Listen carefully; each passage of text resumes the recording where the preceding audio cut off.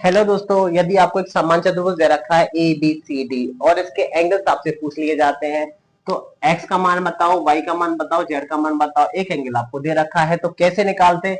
हम लोग सब जानते हैं कि समांतर चतुर्भुज में आमने सामने की जो कोण होते हैं आपस में क्या होते हैं, बराबर होते हैं। अगर हम बात करें आमने सामने के कोण बराबर होते हैं इस तरीके से तो हम कह सकते हैं एंगल वाई किसके बराबर है, जेड के 100 के बराबर हो जाएगा। तो एंगल वाई किसके बराबर हो जाएगा, 100 के। ये तो आगे हमारे पास y का मान। और हम जानते हैं कि किसी समान चतुर्भुज के दो आसन्न कोणों का जो योग होता है वो कितना होता है, 180 होता है। तो हम कह सकते हैं कि एंगल z प्लस का angle 100, angle z plus angle 100 बराबर कितना हो जाएगा, 180 के बराबर होगा। तो एंगल z की यहाँ से वैल्यू निकालू तो 180 माइनस कितना हो जाएगा, 100। तो एंगल z का जो मान आएगा वो कितना आ जाएगा, 80 आ जाएगा। एंगल जेड का मान कितना हो जाएगा, 80। और हम एक बात पहले से भी जानते हैं आमने सामने कोण कैसे होते हैं, बराबर। जब जेड कितने का 80 का हुआ तो एक्स वाला कितने का हो जाएगा, 80 का। तो एंगल एक्स का मान कितना आ जाएगा, एंगल जेड के बराबर होगा। आमने सामने कोण बराबर होते तो एंगल एक्स बराबर कितना हो जाएगा, 80 डिग्री।